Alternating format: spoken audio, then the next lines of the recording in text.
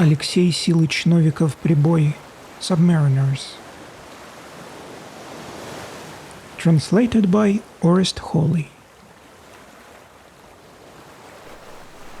Part 5.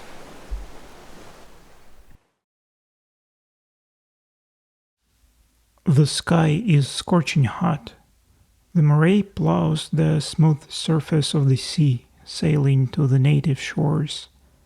We sit on the upper deck, basking in the sweltering sun. Our once tormented souls are now at ease, bathed in the blue light.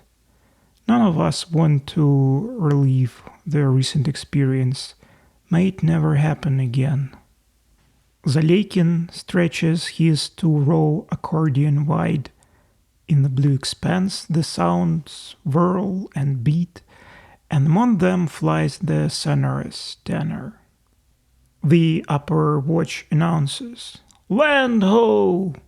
Ahead of us churches, houses, and port buildings slowly rise from behind the horizon curve.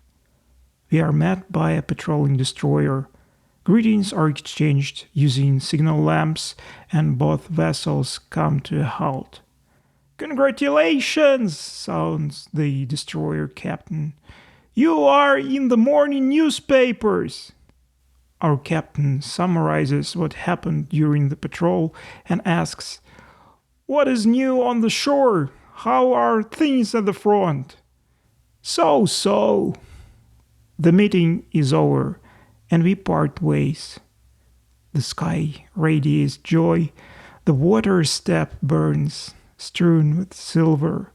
It is hard to believe guns rumble somewhere, machine guns crackle, human blood is shed. The harbor is getting closer. Seagulls soaring above the boat greet us with squawks.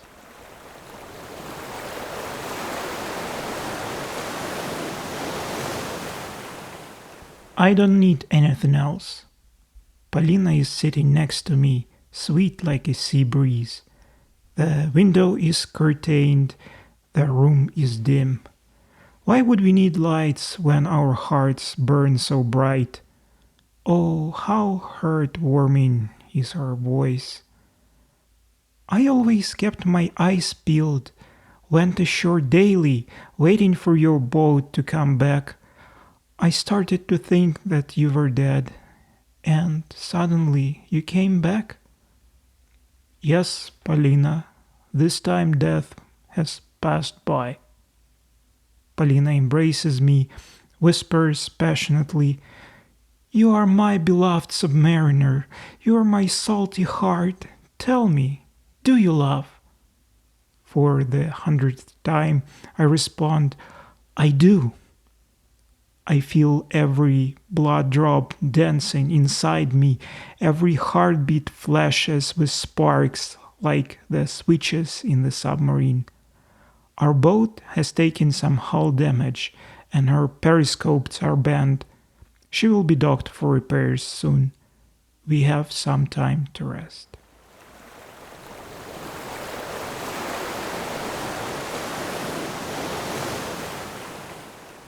At the base, life continues as usual. From the outside, one might think that we are all carefree and cheerful lads, reckless desperados. In reality, we try to be that way in order to forget the horrors we have experienced and those that still await us. But we do not always succeed. I feel it in myself, and I notice it in others, that our mischief and bravado are often forced. We can barely contain our anger at what is happening on the surface. More and more often, irritated voices are heard among the crew. "When does this fight stop?" "Yeah, no end of this war in sight." "Oh, I wish we'd make peace with Germans and bash some local noble heads instead, with enough force to make the very earth tremble." This is where the things are heading to. only it will be worse than in the 5th year. The devil himself is going to start praying. As I gaze around at my fellow submariners, I can't help but wonder, how did we all end up here? 200 men brought together from all corners of Russia to this tender, to these underwater beasts. One is forced to tend to the electric motors, the other to shoot the cannons, the third to launch mines. I asked Zobov about this. He looks around and answers in a hushed voice. And this is because it so happened that the majority of mankind are idiots. Whether it be the French, Russians, British, Germans, it doesn't matter. How come? The majority fulfills the will of a very insignificant minority, an evil will. Zobov counts how many people are clad in khaki now, how many of them work for the front in factories and plants, in the fields and mines. He mentions the neutral countries supplying military goods. The tally comes to an army of 200 million, the most productive people, armed with the best technical means. Zobov mentally puts this army to work, connects the seas with new channels, digs up the entire Sahara Desert, irrigates it with artesian wells. The dead yellow sands are no more. There is a new flowering country in the world covered with tropical plants. Today I agree with you, Zobov. Totally agree.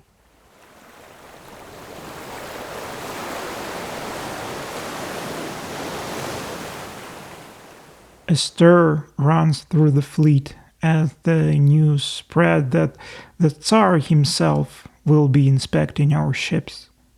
With the situation on the fronts looking bleak, it looks like an attempt to boost the fighting spirit. Our base has been selected for the inspection and the port is abuzz with activity. Our submarine, the Moray, is in a frenzy of preparations as we rush to make her shipshape. All officers are present and agitated. All ships are decked out in flags in the harbor. Blares of a brass band and the occasional cheer of hooray are getting louder. All of a sudden, the head of the submarine division, Captain First Rank Berg, rushes up the gangplank. His face is as red as salmon meat. He bulges his eyes at the captain and tries to force the stuck words out of his throat. In 15-20 minutes he will be there. Yes, I recommended the boat as the bravest one. Recommended the Moray. The crew is to change into clear uniforms immediately. Do you hear me? Immediately. Aye, aye, sir. We swiftly carry out Berg's order. An excruciating wait. Finally, we line up on the upper deck of the Moray. The Tsar arrives, cautiously walking up the gangplank, followed by his entourage. Our captain delivers a report to the Tsar, who accepts it. We notice he has a burr in his speech and struggles to pronounce the letter R. For the first time, I lay eyes on the man they call the top captain of the mammoth vessel called Russia. Since childhood, I've been taught about the Tsar's significance. I anticipated him to be an extraordinary man. In my mind, he was either very affectionate, like the green shoots of the spring, or cold and fearsome, like the rumbling of an underground volcano, depending on the situation.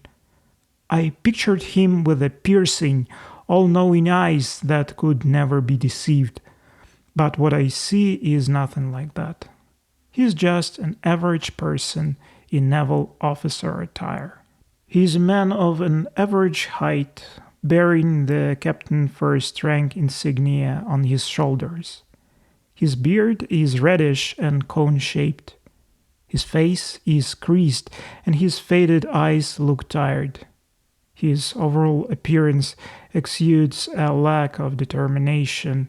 It seems he will never perk up again.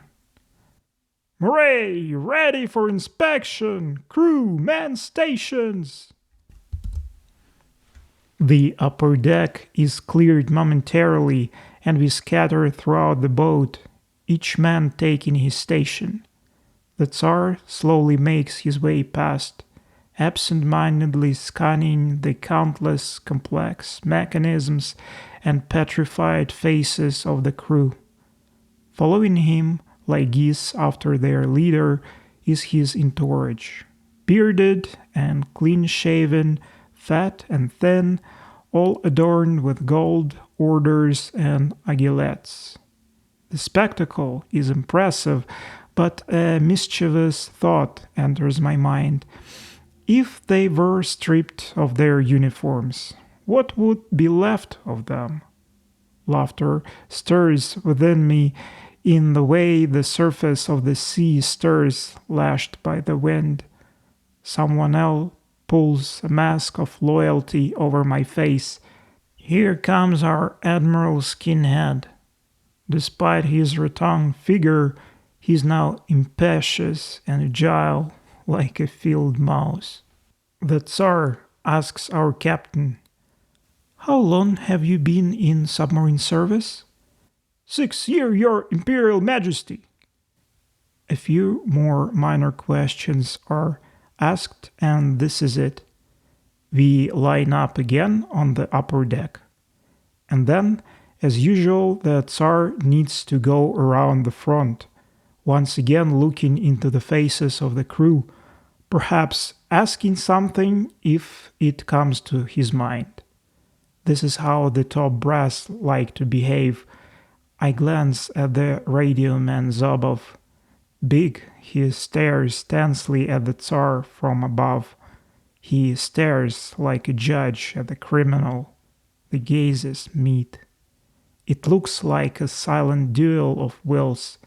Something terrible is about to happen. One of them will ask, "Why did you start the massacre?" And the other will say, "Load a cannon with this idiot." Zobov will only have time to shout, "I am not alone. We are millions. You can't squeeze the whole of Russia into any cannon." The Tsar couldn't bear Zobov's piercing gaze and turned away, displeased. "Goodbye, brothers. Enjoy your stay, Your Imperial Majesty." At attention for the Tsar, we shout the last hooray. The inspection is over. We received a memo from the Tsar with the inscription, "I visited the Moray submarine, Nicholas II," along with the date. The officers decided to frame this piece of paper in gold and hang it in Moray's wardroom as a souvenir of Tsar's visit. I got the impression one could only admire the Tsar from afar without actually seeing him in person. Later, I asked Zobov, "What do you think of him?" An empty space, and nature, as physics teaches, does not tolerate emptiness. This is why we have Grishka Rasputin now. Later, we will see. Later when? Zobov shut his eyes. Russia is in mourning now. She wails, groans, and sobs, but soon she will grow weary of it. The tears must finally run dry. Then the people will bare their teeth. They will stare at all the warmongers with dry eyes. They will roar. Do you get it? The entire nation. It will be a dreadful time. Do you really believe this? Sure I do. I shake Zubov's hands in silence.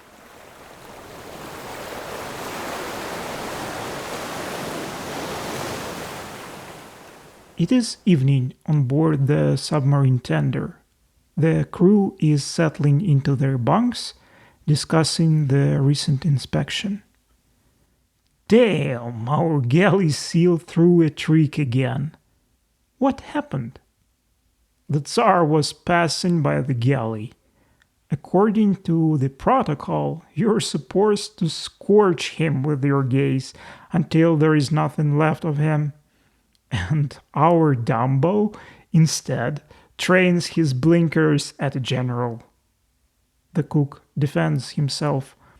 How was I supposed to know who the Tsar was? I picked the meatiest, most impressive general with a ribbon over his shoulder. Zubov pulls off his coveralls. Now that His Majesty dignified us with his presence, it is our duty to help him in a perilous strife. This prompts chuckles. Pipe down, you magnetic soul. The Tsar is about as helpful to us as a ballast slab to a drowning man. Zalekin pokes his head out from under his blanket. Glory to the Creator, the Almighty, that the inspection went smoothly. What could go wrong? Zalekin sits in his bunk. Can't recall where precisely it happened. Maybe the Black Sea Fleet? The Tsar was inspecting in a similar fashion. All went well and he was satisfied. Fine. He walks as expected along the front, asking the crew various questions. Things are going great. And the last the Tsar goes all in, asks one sailor what is the meaning of a two-headed eagle. It turns out his spear is too soft for such wisdom. So the Tsar asks the second sailor, the third, with the same result. Even the captain is at a loss. The Tsar clenches his teeth, very offended. The officers are shaking like freezing kittens. Someone gets his epaulets trimmed today. This is when a coiler steps up, wiggling his whole body like someone stabbed him below the waist. The Tsar notices, asks the coiler, "Maybe you know." "Aye, aye, your Imperial Majesty, truly I know." The top brass breathes a sigh of relief. The coiler is saving the day. They even nod at him as if to say, "Just don't mess this up, buddy." "All right then," asks the Tsar, "tell me, what is the meaning of a two-headed eagle?" And the coiler blurts, "Degeneracy, your Imperial Majesty." Crew erupts into laughter, and Zalekin sleeps under his blanket.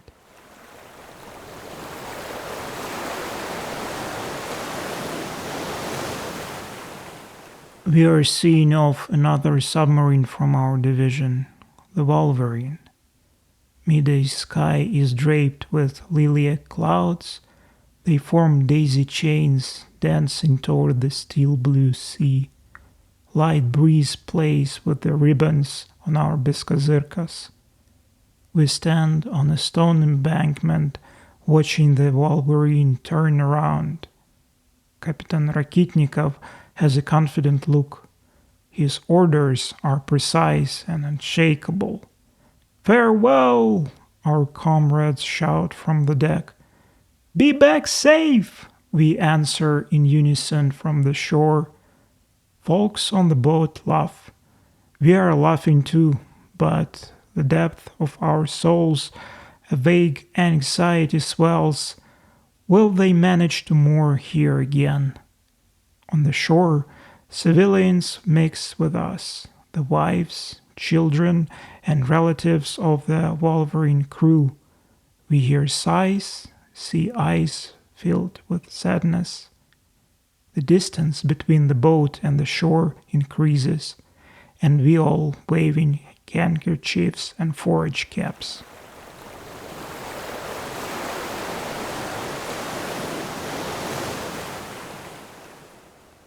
It's been a while since we left the harbor and the city behind. We are wandering aimlessly, with no regard for time or space. There is not a single living soul on the shore, save for us.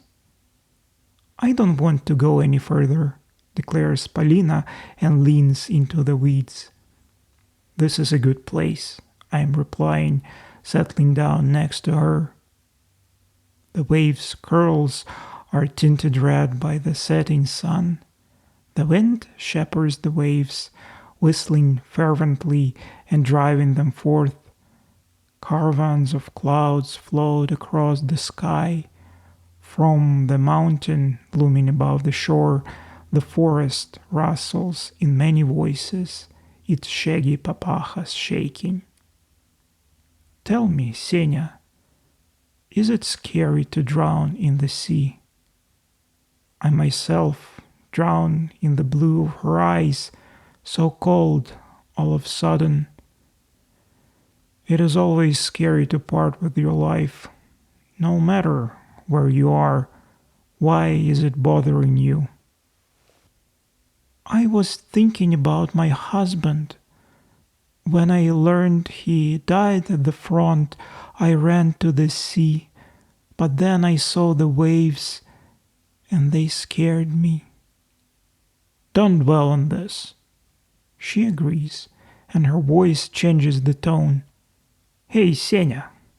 "What?" "I have been afraid of you since we met. And now? Now I'm freezing." Polina gives me a kind smile and chuckles. "Polina, you shine for me like a 7-colored jellyfish in the tropics." I embrace her, hot like sun-kissed sand on a beach. The mischievous wind, my constant companion in all countries, touches her curls, tickles my face with her hair locks. She playfully evades my kisses, not out of rejection, but out of desire to excite us both. Electric flashes are visible in the dark distance. This is our patrol ships talking using their lights. Long fingers of searchlights cut through the night, rummaging around the tousled surface of the sea, feeling the waves. As for military matters, I leave them to those in charge. My mind is far from such things now. Meanwhile, Polina is nested in my arms, showering me with affection, and I, too, am generous with my love. "Take all that you desire, my beloved, for I have received it for free from the sun." Around us is an orchestra of a singing wind, forest noise, and roaring surf. The sea wafts to us a salty smell. Oh, how short this night is! The morning dawn ushers us out.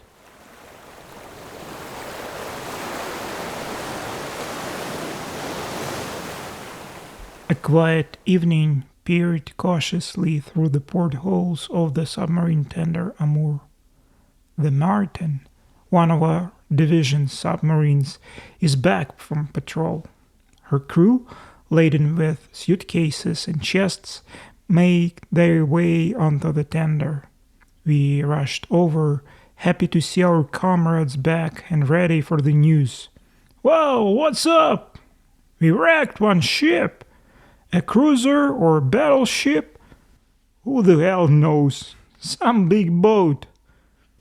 The men from Martin were abnormally cheerful and excited, looking like they just returned from a wedding and were still drunk.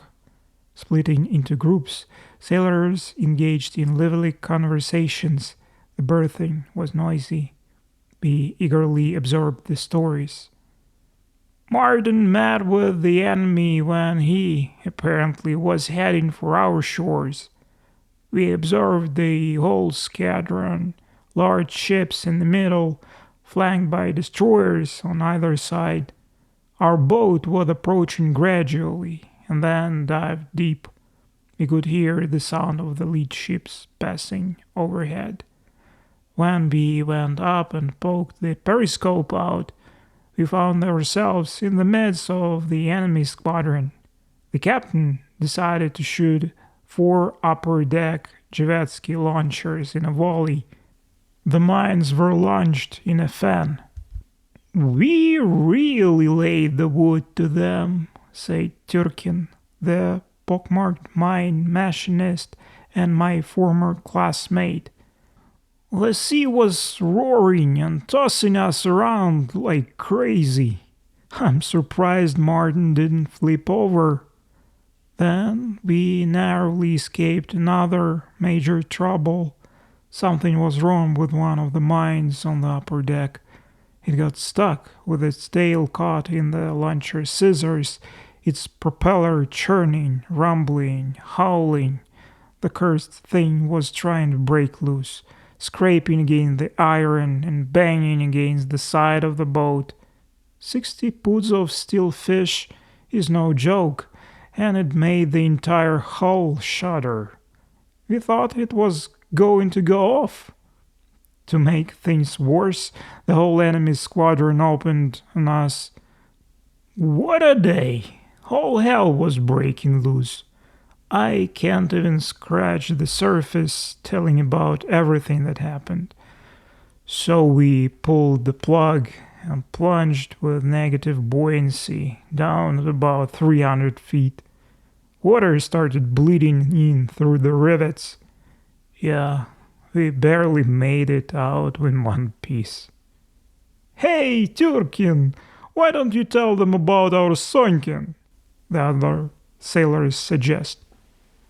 Sonkin is Martin's engine petty officer. He is a chubby man with short legs. Turkin chuckled thinking about him. "Yeah, Sonkin amused us a little. When he heard about the mine dangling from the upper deck launcher, he lost his cool a bit. Plop! Poor soul hit the deck hard with his tummy and started kicking his legs like a sinner on a frying pan. 'Oh!' he screamed, 'I'm done for!' Everyone scrambled to pick him up. 'Sonkin, what's wrong? What happened?' Took a second for him to calm down a bit and feel the embarrassment. 'I've had this gut bug for 2 days now. Probably ate too much or something. All my insides are cramped up.' 'Oh, so this is a gut problem. Well, that's good. We thought the man was going into labor.' Sonkin was so angry with me." We listened to these stories and laughed heartily. It might seem like what happened was a comedic operetta for the sailors of the Martin as well, but I know these people have faced a tragedy at sea. The entire crew of the boat was in a position not unlike the position of a man tied to the muzzle of a loaded cannon, ready to go off at any moment. The base bell struck 8 o'clock.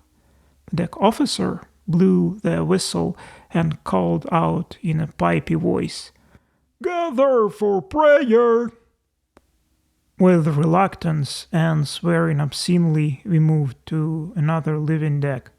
There we joined an elderly priest of Amur singing, "Our Father and Lord save your people." This happens every day while we are stationed at the base. It will repeat many more times. When we were back to our berthing, Zobov said, "Well, fellas, I'll tell you, the crew of the Martin today prayed to God for their own deaths." "What do you mean?" Zobov was undressing slowly, ready to dive into his bunk and into his scientific books. Easy as a pie. What did you ask God for when you prayed?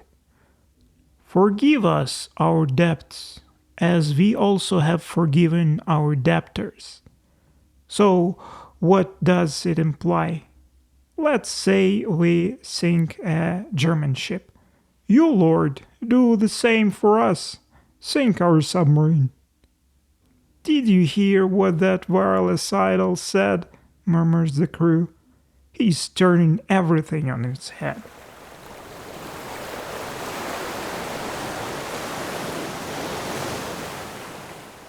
I started having issues with Polina. You visit me too often. My neighbors are laughing at me. I'm ashamed to even look them in the eye. I sense there is something else behind her words, and it leaves me feeling lost and bewildered.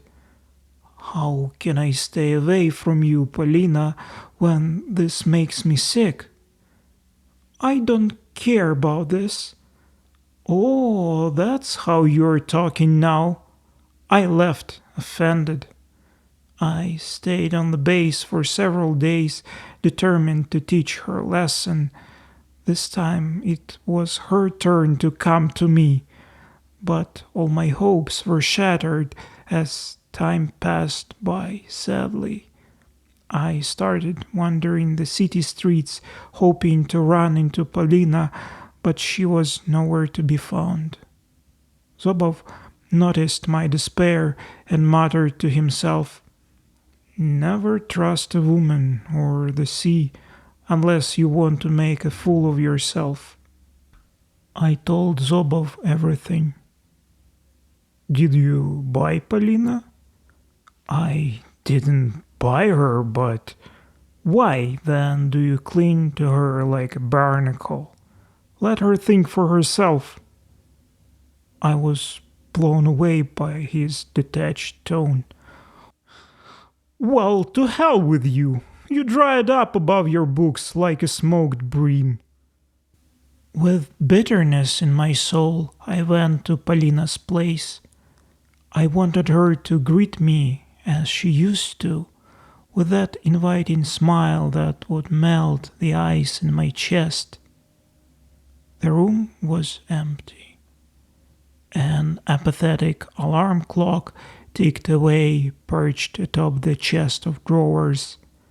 A man with a mustache stared sternly at me from the portrait on the wall. It is the one whose bones rot in the damp earth. I turned away. Through the dusty window pane I peered into the street again and again. She was not there. She was not coming. Night slowly settled over the sprawling city, and I was overcome with boredom. Standing by the window, I hummed a tune softly. What else there for me to do? Without realizing it, I unconsciously scrawled Hallelujah with my nose on the dusty glass. When I noticed the word, it startled me. What the hell? What on earth possessed me to do that? And why did I write it with my nose? I paced the room, bleak and dull. Polina barged in about midnight. "Who is this there?" she gasped, frightened. "Who else can it be but me?" "Ah, you scared me!" With trembling hands she hastily lit a lamp. Polina then told me she was visiting her cousin and complained about a headache. She looked tired, with creases on her face, and her eyes were circled with shadows. She didn't light up in my presence as before. Her bored gaze could turn new milk sour. In just 2 days I learned everything. I ran into Mukhaboyev near Polina's house. He was strolling with such an air like he wanted to spit into the sky. My fist clenched involuntarily, but I walked past Mukhaboyev, pretending not to have seen him. I stormed into the familiar room and shouted on the top of my lungs, "Polina! I've had enough of this! You're trying to make yourself a wretched woman, aren't you?" Apparently, I looked very determined and scared Polina once again. "I don't know what you're talking about." "Lies! You know Mukhaboyev is waiting for you outside." Polina shrugged in disbelief. "Oh God, that's what you're talking about. Who cares who is waiting for me? Who cares who is trying to court me? I only want my Senya." And suddenly she started crying, bursting into tears. My anger melted away like mist before the sun. I felt ashamed and sorry for Polina. Yes, we made up this time. We had a good time, and the evening was filled with love for us. But upon my return to the base, under the stars and moon, doubt crept into my soul once again.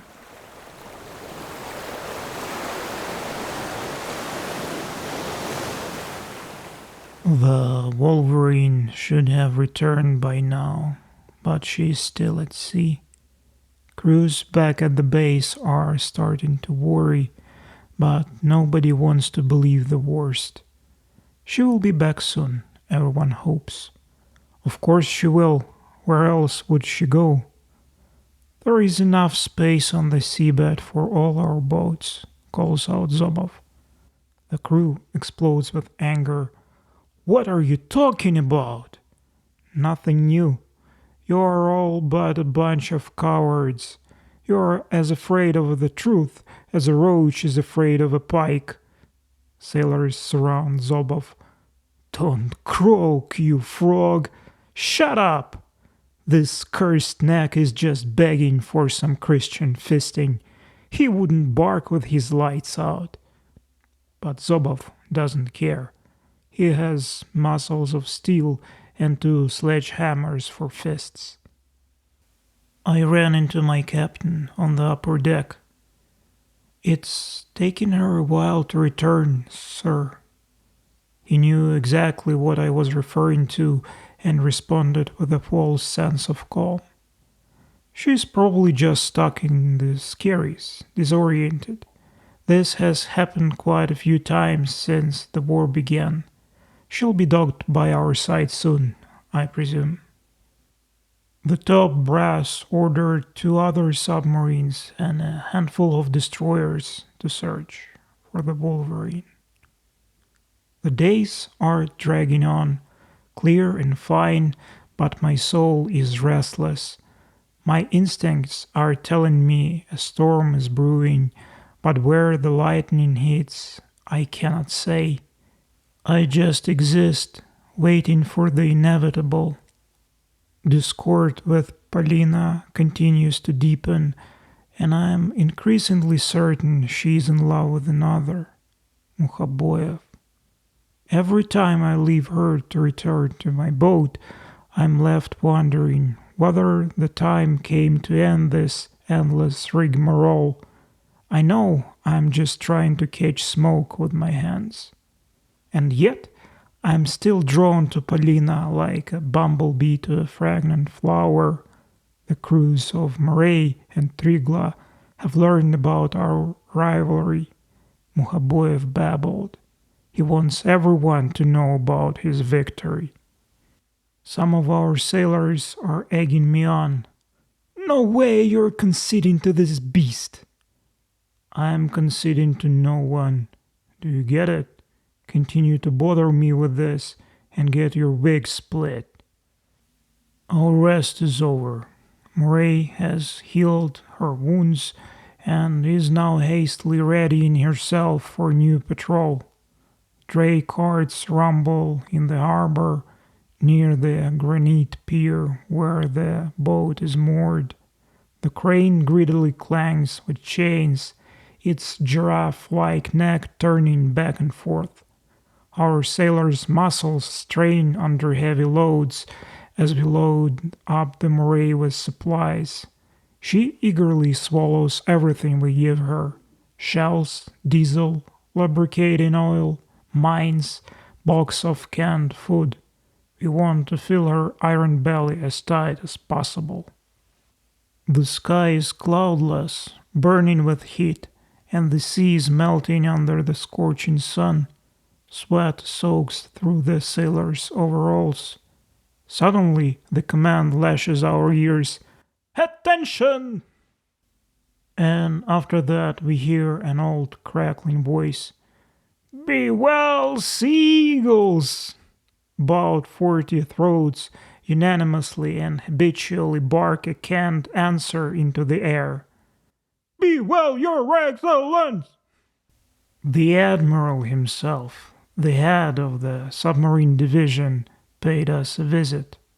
He is a corpulent man, weighing about 8 pounds. His damp face is adorned with grey whiskers that make it appear stretched to the sides.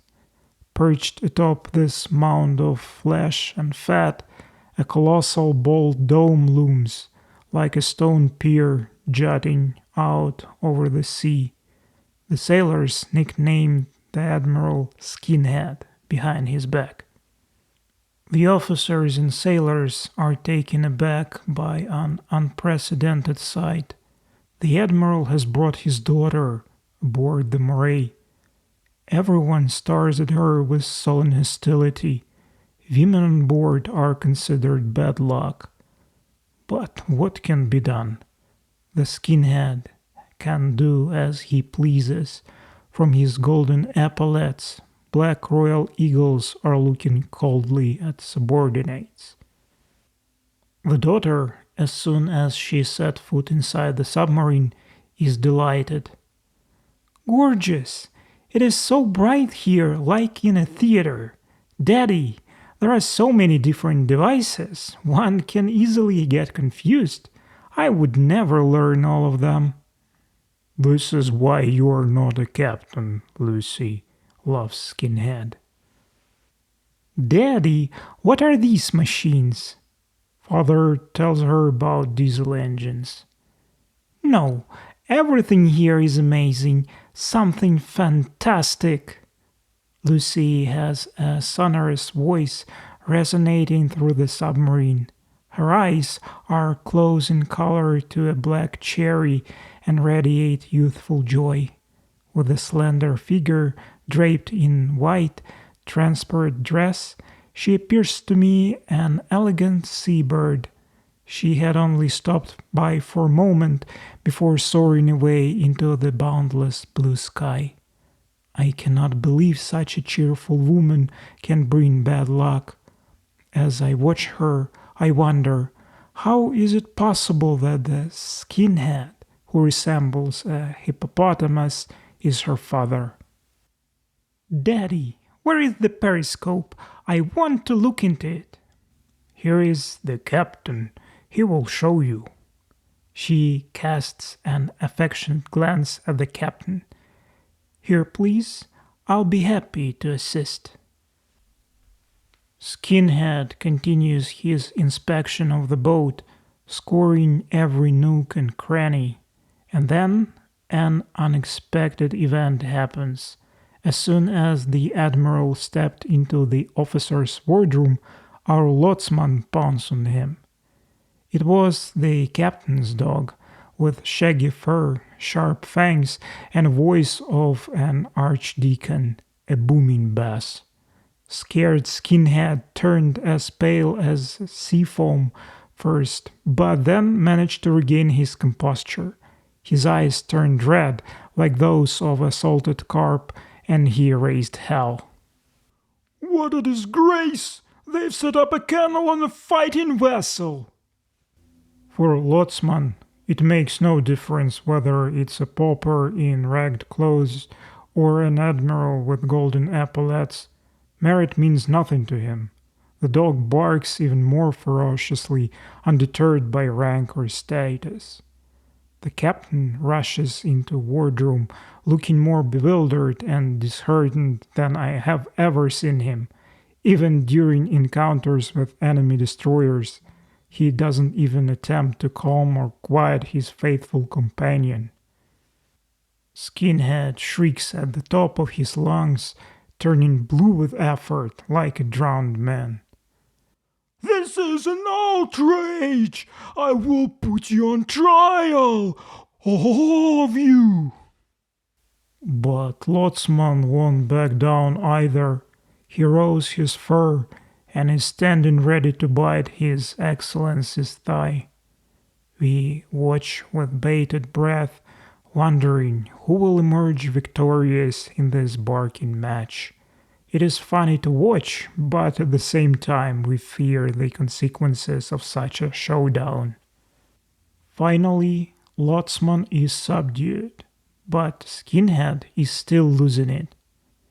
"Daddy," his daughter begs, "Daddy, the doctors warned you not to stress yourself." Yes, this is correct. Stress is not good for me, but that dog had me completely off balance. Gradually, Skinhead begins to calm down until he finally goes completely limp. It is always the same story. He makes a lot of noise, roars like a drunken devil dancing on an empty barrel, and then suddenly calms down. In truth, he is quite a harmless admiral, even kinder than most. He ordered the crew to assemble on the upper deck. While inspecting the front, he cracks jokes with everyone and smiles. "Are you married, brother?" he asks one sailor. "Yes, indeed, Your Excellency." "Oh, that's good. When you return home, you'll find your wife waiting for you." The other sailor happened to be single. "This is great," Skinhead approves. "Fewer worries, no need to grieve or care about your spouse." Skinhead approaches Zobov. "Why are you so serious, brother? So gloomy?" "I have been like this since I was a kid, Your Excellency." "What happened?" "One night I fell out of a cradle, right into a kneading trough." "Hurt yourself?" Calmly, Zobov continues to jabber baloney. "Not at all, Your Excellency, because I hit the very door and lay there until the morning. Since then, I have this boredom. Mother says my brain's turned sour." Skinhead laughs. His daughter laughs. The officers and the crew are smiling. The ice melts. It is Zalekin's turn now. His freckled face is serious, like that of a hermit monk, but he has a mischievous glint in his eye. "What did you do before the service?" "Was on the medical side of things, Your Excellency." "How was that?" "Worked with students in the anatomical theater in the university." "In which capacity?" "I had no capacity at all. I was a night keeper. Hauled human corpses in and carried the pieces out." Skinhead is laughing so hard he starts to sweat. Every now and then he takes off his cap and wipes his bald head with a handkerchief. "So you know about anatomy, right?" "Aye, Your Excellency. One might say I went through all of it in practice, through all of the anatomy." "In that case, tell me, brother, why am I fat?" Zalekin wiggles his eyebrows and drums out seriously. "Wisdom, Your Excellency." "What do you mean?" "The wisdom didn't fit in the head, so it had to move to the stomach." Ho ho ho ho ho ho ho. Skinhead rumbles like a cart rolling on the set pavement. Well said. I love resourceful sailors. Here for the smart answer. He hands Zalekin a 3-ruble note. The crew was still laughing, even after Skinhead has left. We laughed until tears were rolling down our faces. Oh, brothers, The bosun complains. I've busted my stomach with laughter. That bold idol. Come on, lads, why won't you stop pecking him? Bold, bold, Zalekin intervenes. Let me tell you something. Yeah, tell us. Here's the thing. Goats and donkeys never go bold. But what good are they? Can they, say, graduate from the academy and rise to the rank of His Excellency? The crew burst into laughter once again. But when the topic shifted to the admiral's daughter, everyone was enraged. A woman's presence on the submarine will not end well for us.